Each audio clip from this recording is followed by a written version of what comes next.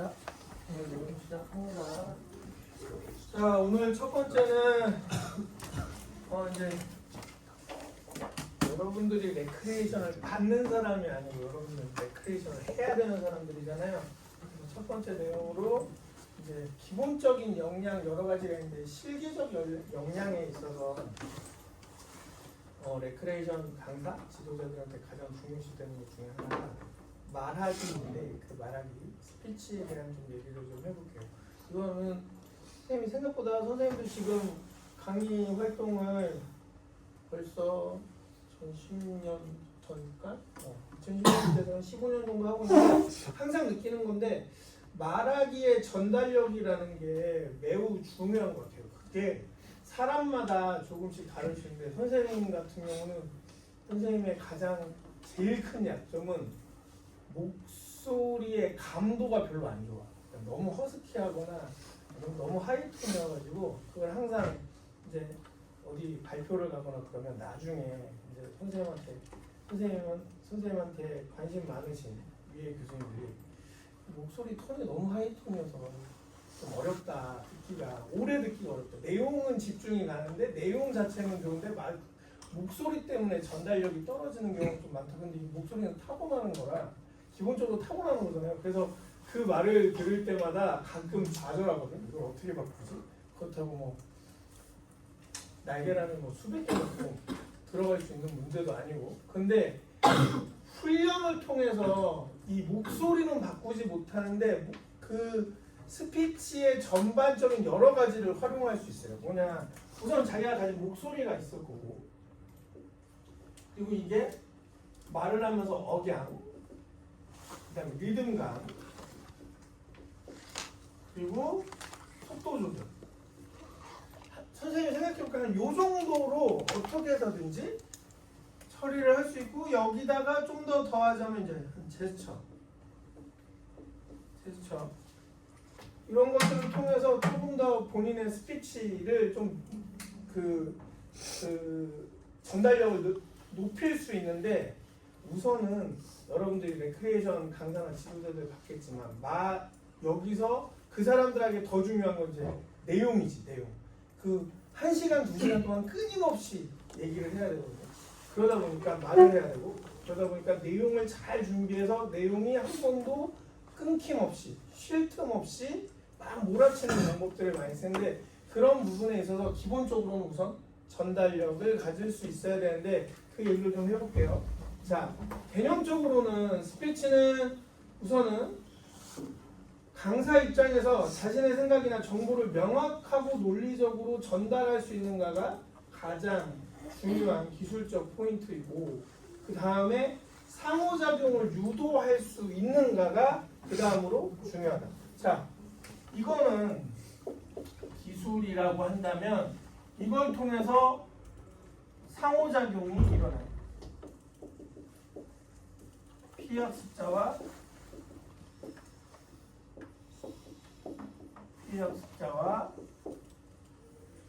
강사 사이, 지도자 사이 상호작용이 일어나야 됩니다. 선생님도 뭐 아까 좀 전에 얘기했던 15년 강의 생활하면서 여러분들도 느낄 거예요.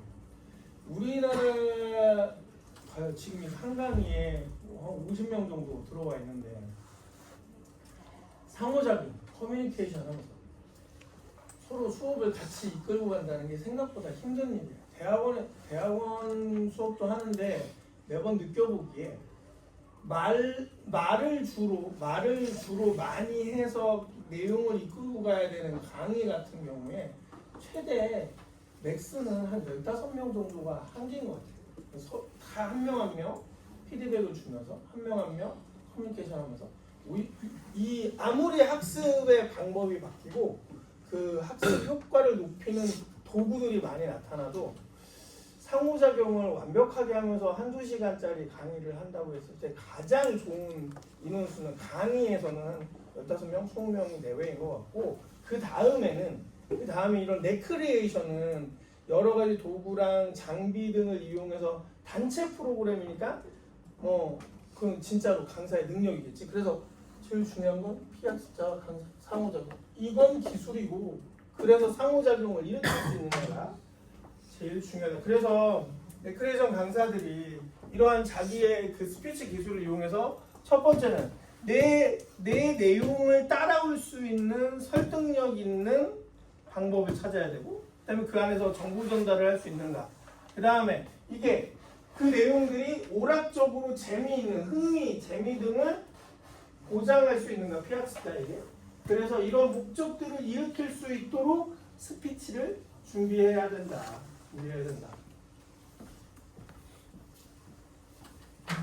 자, 이런 전달력 좋은 스피치가 필요한 이유. 참여자들의 주의 집중과 몰입도를 높이기 위해서, 그 다음에 프로그램 목적이나 진행 방식, 안전 수칙 등을 효과적으로 전달하기 위해서. 레크레이션을 할 때 그 내용도 프로그램도 매우 중요하지만 결국에 그걸 이끌고 가는 건 레크레이션 강사의 스피치가 8화를 차지한다. 결국에는 레크레이션 강사 한 명이 50명, 100명, 심지어는 선생님이 경험해본 거는 한 1000명 단위까지 혼자 하는 사람들 봤어요. 그리고 그냥 레크레이션 활동으로 1000명 단위까지 하는 거 봤고, 그 다음에 그냥 왜 여러분들이 가장 많이 보는 케이스가 뭐냐, 콘서트나 방송국 가서 사이사이 들어오는 그 MC들 있죠. 메인 MC들. 그 사람들 보통 수천 명, 만 명 사이에서 혼자 얘기하고 있잖아. 근데 그 사람들이 확실하게 뭘 하느냐? 그 본인들이 그 자리에 쓴 목적을 완벽하게 이해하고 정확하게 스피치만으로 이걸 다 해내죠. 근데 이거는 물론 경험이 쌓여야겠지만 준비할 수 있고 실습할 수 있는 방법이 있다라는 거예요. 그래서 오늘은 그 얘기를 먼저 하는 겁니다. 우선은 사람과 사람이 만나서 첫 번째는 뭐야? 얼굴로 첫인상을 보게 되고, 두 번째는 그 사람의 말하는 모습으로 두 번째 인상을 가져갈 수밖에 없어. 그냥 가만히 쳐다보고만 있으면 서로 알게 돼? 아니잖아. 결국에는 얼굴 보고 첫인상으로 이 사람 어떤 사람일까 궁금해하기 시작하고, 얼굴만 보고도 호감이 간다라는 걸 주기 위해서 우리가 외모라는 것, 외형이라는 걸 바꾸고, 그 다음에 처음으로 그 첫인상 말고는 그 다음은 당연히 그 상대방의 말하기, 나의 말하기를 통해서 이해하고 설득하고 서로 정보를 전달하는 건데, 그래서 결국에 혼자 몇백 명 되는 피학습자를 이끌려면 레크레이션 강사는 흔히 말하는 말빨이 되게 중요한 거예요. 가장 중요한 거예요. 그래서 이런 방법, 이 실습 방법을 내가 말하기를 못한다 하더라도 하다 보면 늘어나. 그것들을 그런데 우리가 학습적으로 미리 준비할 수 있다는 거예요. 이런 걸 만약에 내가 학교 다닐 때, 학부 때 이런 수업이라도, 아니면 이런 수업 내용이 어디엔가 조금이라도 있었으면 도움을 많이 받았어. 그러니까 나도 선생님도 이렇게 강의를 15년 하면서 매번 지적받는 게 너무 하이톤, 너무 허스키. 그리고 선생님 조금만 피로해지면 확 목이 잠기는데 더 갈라지고 찢어지고 해요. 지금도 여러분들 지난 시간 마쳤던 금요일, 목요일부터 여러분들 수업 마치고 지금 거의 하루에 한 2시간 자면서 계속 너무 일이 바빠가지고, 그랬더니 몸이 피곤하니까 더 갈라지고 더 잠기고 더 하이톤이 되고, 왜냐면 내가 들었을 때 내 귀에 내 목소리가 안 들려 지금. 그러니까 목소리가 점점 더 커지기만 하고. 근데 이런 걸로 훈련을 통해서 내가 스스로 조금 감을 잡고 가야 되는데, 이런 내용들을 어디선가 배운 적이 있다라고 그러면 조금 더 노력을 해봤을 텐데, 근데 우리가 어쨌든 이 수업에서 조금이라도 선생님이 여러분들한테 내가 경험한 그러니까 안 좋은 케이스들도 있기 때문에, 내가 직접 경험한, 그래서 최소한 이런 것들 정리해서 내가 지도자가 된다, 강사가 된다라고 했을 때 말을 어떻게 하는 게 좋을까, 어떤 방식으로 스피치를 이끌고 가는 게 좋을까, 그리고 그걸 학습하거나 연습하는 방법이 있을까에 대해서도 한번 얘기를 해보도록 하겠습니다. 그래서 자, 우선은 효과적으로 전달을 하기 위해서는 가장 중요한 것, 청중의 연령, 관심사, 배경을 반드시 고려한다. 그리고 전달하고자 하는 메시지를 간결하고 명확하게 제시해야 된다. 선생님이 강의를 한번 특강을 갖다가 실수한 적이 있어요. 이런 비슷한 건데, 이걸 덜 고려해갖고, 뭐냐면 선생님이 1년에 한 번씩 야구 심판학교 특강하거든요. 스포츠 마케팅. 스포츠 마케팅 특강을 하는데 심판 예정자들이지 이제 이 그 사회인 야구랑 프로 야구에 들어가시는 심판분들 그 심판학교 마케팅 특강을 하는데 선생님 그거가 매년 바뀌는 줄 알았어. 그 인원이 매년 바뀌는 줄 알고 작년에 했던 거를 살짝 업그레이드해서만 갔거든. 그때 똑같은 분들이 온 거야. 그냥 연수인 거야. 이게 자격을 받은 사람들이 첫 수업을 듣는 게 아니고 그냥 매년 있는 연수인 거예요. 그걸 알았으면 다 바꿔야 되잖아. 작년에 했던 걸 또 할 수는 없는 거잖아. 근데 작년에 하고 올해 또 하는데 그 생각을 못 하고 그러니까 이거 한 4년 그러니까 코로나 터지기 직전 일이에요. 19년도 20년도 일. 근데 그거를 전혀 생각을 못 하고 19년도에 했던 거를 20년도에 똑같이 들고 오면서 내용만 조금 더 최신 내용으로 바꾼 거야. 주제를 똑같이 해놓고. 그랬더니 나중에 봤더니 들었던 사람들이 또 들었던 거야. 그래서 이거를 미처 생각을 못하고 물어보지도 않고 내가 이제 주최 측에다 물어보지도 않았고 그래서 항상 말하는 내용들 스토리를 짤 때는 반드시 중요한 게 주제만 생각할 게 아니고 듣는 사람이 누군가를 고려해야 된다는 거. 내가 아는 전문 지식이라서 내가 아는 건 무조건 그냥 전달해야지. 내 지식이 쉽게 얘기해서 내 지식이 짱이니까 내 말만 들으세요 라고 하면 절대 이해시킬 수 없다라는 거. 선생님 이런 경우 또 하나 있었거든요. 한 7, 8년, 한 10년 전이었던 것 같아요. 그 한참 스포츠 마케팅이 유행할 때야. 한참 직업적으로나 뭐로나 처음 20대들한테 굉장히 뭔가 이렇게 그 유행할 때였는데 한 번은 그래서 이 스포츠 마케팅과 관련된 직업에 대해서 소개를 좀 해달라고 해서 중학교 고등학교에 그 진로 탐색 특강을 갔어요. 그래서 하는데 내가 선생님 너무 어렵게 강의했어. 생각보다. 그 선생님 항상 녹화를 하거든요. 모든 강의를 웬만해서는. 근데 딱 끝내놓고 돌아와 보니까 아이들한테 영상 보여주고 사진 보여줄 때는 좋아. 근데 그냥 말을 할 때는 애들이 가만히 있는 거야. 그러고 봤더니 여러분들한테 강의하듯이 약간 수준을 너무 높여놓은 거야. 그래서 반드시 본인이 가지고 있는 지식의 한계는 분명히 존재해요. 정보의 한계도 존재해요. 근데 그거를 누군가 어떤 연령대에 어떤 특성을 가진 사람인지를 명확히 판단한 다음에 거기에 맞춰서 조금씩 양념도 바꾸고 스토리도 바꾸고 하면은 충분히 재밌게 전달할 수 있거든요.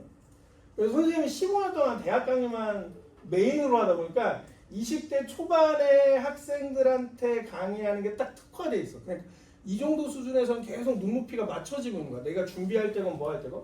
근데 이거를 다른 연령대로 가잖아요. 확실히 조금 문제가 한 번씩은 꼭 생기더라고.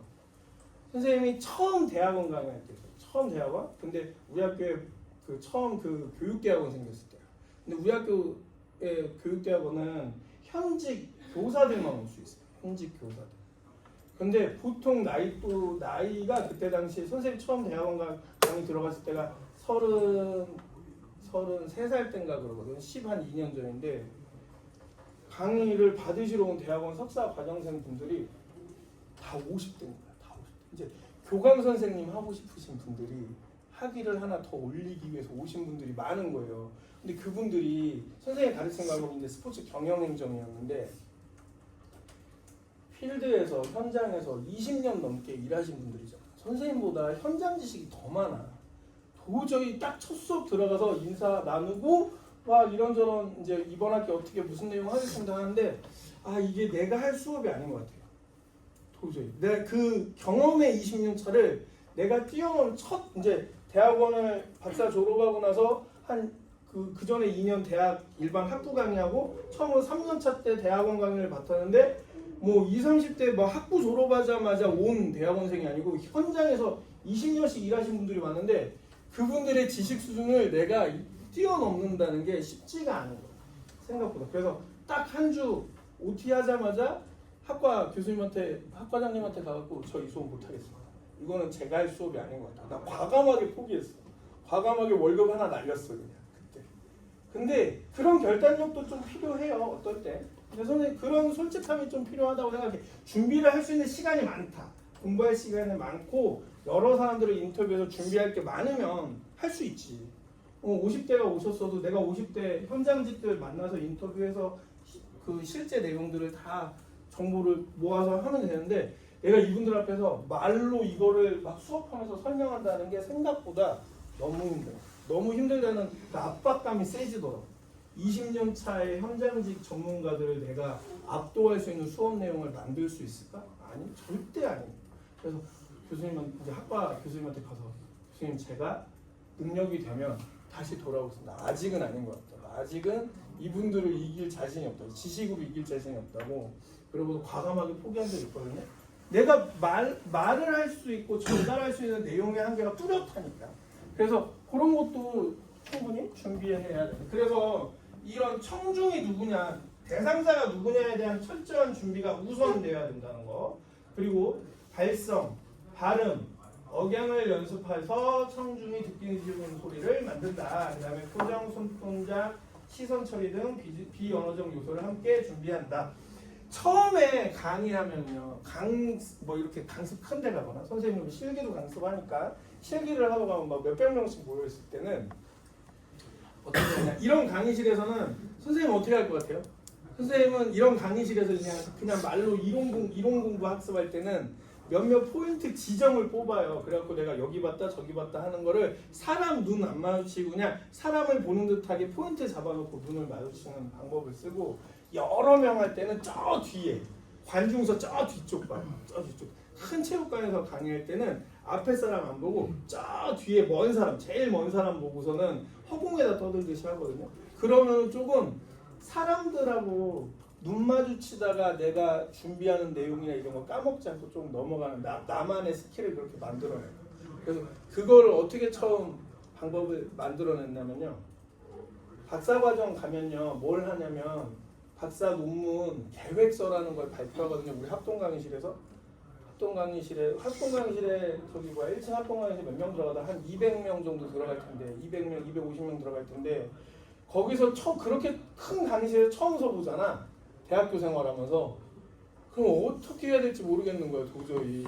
막 교수님도 한 10대 명 와 있고, 그리고 박사과정은 우리 학교에 자연계랑 인문사회과학계열 박사과정 합치면은 총 14개 정도 박사과정 전공이 있는데 거기에 각 지도교수들 모이시면 한 4, 50명 돼요. 그리고 거기에 원생들 모이면 한 100명은 넘어가고, 그리고 학부생들이나 또 석사 원생들 보고 싶은 사람 편하게 와서 보라고 놔두지. 그러면은 그 상황에서 처음으로 그렇게 많은 사람들 앞에서 발표하는 건 처음인데, 그때 정확하게 고개를 살짝 내릴 때는 앞에 첫 사람 보자, 여기 첫 의자를 보자, 그 다음에 먼데 보는 척 할 때 저 뒤에 방송실 보자. 그렇게 하면서 자기만의 스킬을 만드는 것도 되게 좋다. 그러면서 그때 표정, 손동작, 시선처를 어떻게 할지 자기만의 것을 만드는 거야. 선생님이 제일 많이 쓰는 손동작 그냥 쓸데없이 계속 요러는 거야. 근데 이거를 하면 리듬이 생겨. 그냥 리듬이 좀 생기니까 말하기가 편해지거든. 그래서 이런 것들도 훈련을 통해서 충분히 자기만의 것을 만들 수 있습니다. 자, 그 다음에 발표 장소, 시간 그리고 소음 등을 고려해서 발표 전략을 수립해야 한다. 이 정도는 충분히 우리가 생각할 수 있죠. 자, 그래서 뭐 이러한 실습 방법 쓸 수 있다라고 하는데 선생님이 이 다음 페이지에 이렇게 준비를 하는 게 있어요. 스피치도 실습이 필요해요. 자기가 처음 할 때. 그리고 우선은 스토리보드 같은 걸 만들어야지 하잖아. 그냥 아무 준비 없이 그냥 뭐 개그맨들 같이 평생 웃길 수 있는 사람들, 직업적으로 그런 사람들이 아무 얘기나 꺼내서 뭐 할 수 있다 쳐. 근데 프로그램을 가지고 프로그램을 활동시켜야 되는 강사들은 거기에 맞춰서 준비를 해야겠죠. 스토리보드처럼 몇 분 동안 무슨 내용 할 때는 어떻게 해야 되고 어떻게 해야 되고 어떻게 해야 되고 다 일련의 작업을 해야겠죠. 그래서 그 내용들을 선생님이 한번 이렇게 활동지로 한번 만들어 봤어요. 그래서 스피치 실습을 한다. 그랬을 때 활동지를 만들면 첫 번째 당연히 주제가 뭔지 써놔야 될 거고, 이거 일종의 계획서 같은 거죠. 그래서 이런 걸 준비해서 그룹 활동도 여러분들끼리 만약에 이게 진짜 이 수업이 실기 수업이었으면 이런 거 가지고 그룹 활동 시켰을 거야. 근데 이게 이론 수업이니까 그렇게 안 하고 선생님이 이제 이것만 보여주는 거예요. 그래서 스피치 실습을 한다 그러면 주제 만들어서 이제 말하는 사람, 발표 시간 몇 분인지 기록해놓고 실습 일지 몇 월 며칠부터 이렇게 날짜 딱, 이건 기본 내용이니까 이런 걸 해놔야 될 거고. 자, 이거 장난이다. 항목 여기 밑에가 내용이에요. 그래서 자 대상이 누군가 체크 반드시 해놔야죠. 기억을 해야 되니까 대상자 청중이 아동이냐 청소년이냐 성인이냐 노인이냐 아니면 기타 좀 더 주의할 대상자들 집단이 좀 뭔가 특성이 있는가 이런 거 적어놓고 그 다음에 내가 반드시 이 스피치를 하는 동안에 빠뜨리면 안 되는 내용들을 핵심 주제로 해서 적어놓는 핵심 주제. 절대 빠뜨리면 안 되는 거예요. 선생님도 강의 준비할 때 여러분들한테 강의 내용 이거 돌릴 때요. 절대 내가 오늘 빠뜨리면 안 되는 거 5줄 하고 들어오거든요. 왜냐면 잊어버리면 안 돼. 그거는 왜냐면 선생님이 이거를 막 로봇처럼 1시간 말할 내용을 싹 다 외운 다음에 그대로 줄줄줄 하는 게 아니잖아. PPT를 띄워놓고 그리고 나서 이 내용을 수업하는데 그 핵심 내용들을 잊어먹고 갈 때가 있어. 그냥 PPT만 보고 설명하다가 이거를 이 의미가 무엇인지 이걸 왜 하는지에 대한 명확한 설명들을 해줘야 되는데 그걸 잠깐 까먹고 할 때가 있어요. 그래서 항상 강의 들어오기 전 수업 자료 준비할 때 정확하게 3줄 내지 5줄 정도 딱 이렇게 해서 아무리 별의별 말을 다 하더라도 그리고 여러분들이 좀 뭐 흥미를 조금이라도 땡기려고 내가 옛날 얘기도 하고 막 이러는데 그러다가 까먹을 수 있으니까 절대로 빼먹지 않고 반드시 말해야 되는 내용 3줄, 5줄 정도를 핵심 도입 때 이 얘기 반드시 해야 되고 중간에 반드시 이야기해야 되고 마무리 때 요 얘기 반드시 해야 되는데 요거 까먹지 않고 들어오려고 딱 요약해놓고 머리에 넣고 들어오는데 그런 게 있어야지만 스토리를 자연스럽게 끌고 갈 수 있어. 자연스럽게 스토리를 끌고 갈 수 있다. 그리고 그런 스피치가 몇 분 만에 끝내야 되는지 최대 몇 분이 나한테 주어져 있는지도 확인해야 되는데 이거는 이제 이렇게 기록을 하라는 거예요. 그래서 준비해야 된다. 그래서 사용할 비언어적 표현이 손짓이냐 표정이냐 시선이냐 제스처나 어떤 걸 주로 사용할까요? 이거 왜냐 이런 것까지 메시지 하는데 이거는 여러분들이 프로그램 운영하는 강사로서 들어가는 거니까 이거 자체가 나의 프로그램인 거야. 그래야지 나중에 이게 잘못됐을 때 아니면 잘 됐을 때 피드백을 스스로 할 수 있잖아요. 그래서 스피치에 대한 실습지도 반드시 필요하다는 직업적으로 여러분들 직업이니까 이런 거 기록 안 직업인데 나의 활동을 기록하지 않는다는 건 그건 직업이 아닌 거지. 그냥 뭐 누워서 돈만 벌겠다는 얘기밖에 더 돼. 직업이라면 저런 기록도 다 프로야구 선수들도 다 자기가 하루하루 훈련한 거 아무리 루틴이어도 다 기록해놔요. 아침에 일어나서 뭐 했고 밥은 뭐 먹었고 몇 시간에 몇 분 쉬었고 배팅 연습 몇 번 했고 그거 훈련일지 다 쓴단 말이야. 직업이라면 당연한 거야. 당연한 거야. 이런 게 별거 아닌 것 같지만 이런 게 쌓이면 다 능력이 됩니다. 그 다음에 사용할 도구 마이크, 유인물, 도표, 영상 아니면 뭐 장비 등등 도구가 무엇인지까지 기록을 준비를 계획해서 한다. 자 이렇게 그 다음에 이제 이렇게까지 딱 여기 1번 준비를 마쳤으면 이제 그 다음에 내용 요약. 내가 오늘 강습에 들어가서 할 내용 도입부 5분 동안 뭐 할까 10분 동안 무슨 얘기 할까 정리. 아까 핵심 요약은 이제 스프레드 하는 거예요. 자, 아까 핵심 요약 3-4줄 했다 그러면 그건 이제 스프레드 하는 거. 도입 때는 처음에 1시간 강습이다 그러면 10분 동안 뭐 하지? 쭉 스토리 짜야 되고 그 다음에 30분 동안 본 메인 스트림에서 뭐 얘기하지? 정리하고 그 다음에 마무리 때 뭐뭐 이런 식으로 스토리보드를 미리 준비한다라는 거. 심지어는 진짜로 내가 지금 이렇게 용어로는 스토리보드를 하는데 스토리보드 짜시는 분들이 있어요. 그 그림, 사진, 그 뭐야 이렇게 A4 용지에다가 스크립트 그냥 대본만 안 쓰고 이렇게 그림으로 그려가면서 스토리보드 짜시는 분들이 있어요. 실제 그게 뭐 영상 찍는 것도 아닌데도 내가 이 상황에서 어떤 분위기를 어떤 반응이 나오기까지 이끌어야지까지 생각하는 거야. 반응을 어떻게 유도하겠다. 그래서 스토리보드를 저렇게 그림으로 그려서까지 콘티를 짜시는 분들이 있어. 그런 분들은 실제로 존재한다. 내가 선생님 봤던 분들 중에 어떤 분들이 있었냐면요. 강의를 하시는데도 콘티를 짜시는 분들이 있더라고요. 강의를 하시는데도 이 상황에서 어떤 제스처를 쓸지 그 제스처를 쓸 때 무슨 말을 내뱉어야 되는지까지 아니면은 무슨 말을 할 때 어떤 제스처를 쓸지 일부러 콘티 그림까지 완전히 짜서 그 뭐라 그래 그 배우들이 연극 영화 찍듯이 진짜로 그렇게까지 하시는 강사 선생님들도 있어요. 근데 그런 분들이 이제 주로 그 TV에 많이 나오시는 그런 분들이 그렇게 많이 연습들을 하시더라고요. 그 끊김없고 그 실수 없이 하려. 그래서 심지어 스토리 그냥 일반 이렇게 내용 요약만 하는 게 아니고 만화처럼 콘티까지 짜서 하시는 분들도 있다라는 거. 자, 이렇게 해서 도입, 전개, 마무리까지 스토리보드 짜고 나면 그 다음에는 이제 다 강습이 끝났다. 그러면 자기 피드백 하는 평가 요소 첫 번째, 시간 내 발표를 잘 마쳤는가. 그 다음에 목소리 톤과 크기가 적절했는가. 그 다음에 시선과 몸짓이 자연스러웠는가. 전달 내용이 명확했는가. 그 다음에 청중과 상호작용이 있었는가. 전체적인 발표 자신감은 어땠는가.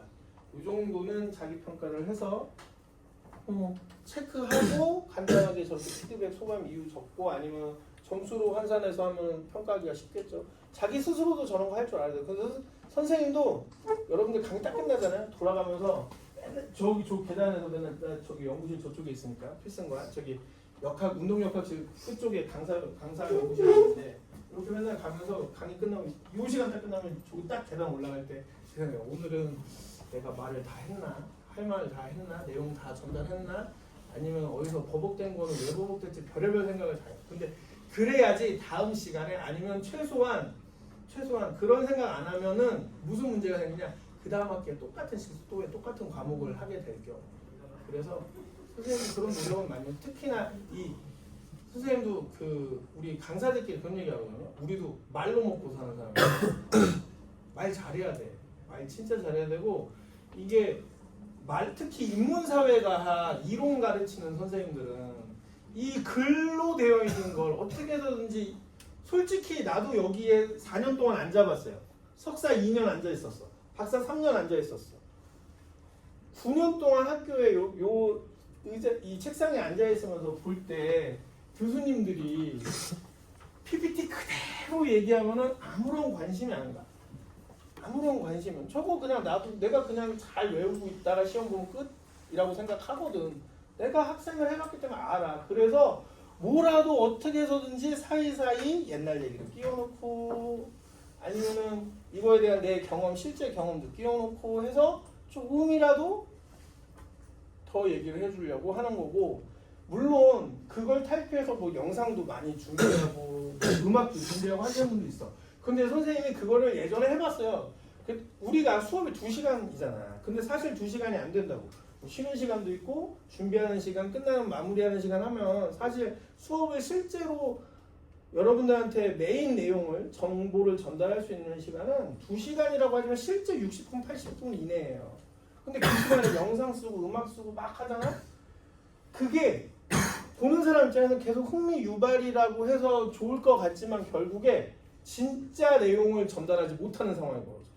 특히나 그러니까 이건 선생님 관점이에요. 특히나 대학에서 가르치는 각 전공 분야별 이론은요 굉장히 방대해. 이거를 15주 안에 시험 시간 빼고 OT 빼고 뭐 특정한 공휴일들 빼면은 한 10주 안에 다 가르쳐야 되는데 사실 인문사회과학 계열에서 교재 한 300페이지짜리를 10주 안에 가르친다. 그걸 마스터 시킨다? 사실상 불가능한 얘기야. 사실상. 그래서 그러다 보니까 결국에 아무리 어렸을 때 강사 생활 처음 시작해서 막 젊을 때는 시청각자로 열심히 이용합니다. 근데 이게 생각보다 이걸로 시간을 이렇게 가르치다 보니 시간이 거기에 다 뺏기고 그러니까 강의 시간에서도 영상 보는 거에 시간을 뺏겨버리고 그러니까 정말 중요한 전공 내용을 못 가르치는 경우들이 많이 발생해요. 그러다 보니 이제 회귀해요. 다시 그냥 PPT 띄워놓고 열심히 얘기하자. 다만 저거를 그냥 줄줄줄 읽지만 말자. 그거는 정말 최악인 것 같아. 뭐 이렇게 해서 어떻게든 나의 강연, 나의 스피치 정도를 조금이라도 업그레이드하는 방법으로 가거든요. 근데 선생님은 레크리에이션 강사와 똑같다고 생각해요. 그냥 줄줄 외워 자기 그거를 외워서 똑같이 하는 건 핵심 포인트도 몇 가지. 그 사이에서는 상황 따라, 환경 따라, 대상자 따라서 바꿔야지. 그 상황에 맞게. 자, 그래서 이런 체크리스트들을 반드시 이용해서 사후평가도 한다. 그래서 스피치는 이런 방식으로 스스로 실습하고 연습도 할 수 있다는 얘기, 그리고 레크리에이션 강사에게 왜 이 스피치라는 게 중요한지를 설명했습니다. 내가 늦게 들어와서 그렇지. 그 다음에 네 번째, 다섯 번째는 동료 피드백을 받을 수 있으면 좀 더 좋을 것 같다라는 거. 같이 일하는 사람들과 동료 피드백 받으면 좋을 거고, 여러분들도 왜 그런 거 하잖아. 그룹 발표할 때 서로들 나와서 앞에서 해주고 뭐가 문제일지 한 번쯤은 연습해보죠. 근데 이제 한 4학년쯤 되면 그런 거 없지. 그냥 발표하자. 그러는데 처음에 이제 학교 들어와서 1, 2학년 때 발표하려고 그러면 막 그룹끼리 모여서 진짜 열심히 하고 연습도 해보고, 처음에는 막 교수님들이 강압적으로 시키니까 막 발표 수업 있는 날 깔끔하게 정장도 입고 와보고 그러는데, 이제 4학년 되면은 편하게 하죠. 선생님도 강의 처음 할 때는 막 정장 입고 다니다 이제 안 입어. 귀찮아. 몸이 불편해. 굉장히 힘들어. 자, 어쨌든 동료 피드백. 동료 피드백일 때 서로 좋은 점, 뭐 개선이 필요한 점, 그리고 뭐 이 정도로 정리해서 하면 좀 더 효과적일 것 같습니다. 그리고 녹화해서 영상. 선생님 그래서 항상 여러분들한테 복습 용도, 뭐 예습 용도로 영상 찍는 것도 있지만 사실은 보고 선생님이 계속 선생님 체크하는 것도 있어요. 저 녹화해서 선생님도 보면서 계속 체크하는 거. 내가 강의 때 중요한 거 빼놓고 지나가지 않았는가. 그리고 또 생각보다 전달력이 떨어지지 않았는가. 꾸준히 그냥 선생님이 공부하는 방식으로 그렇게 하고 있어요. 자, 10분만 쉬었다 그 다음 거 할게요. 이게 내용이 완전히 분리된 내용이라 이어서 하기엔 좀 그렇고 10분만 쉴게요.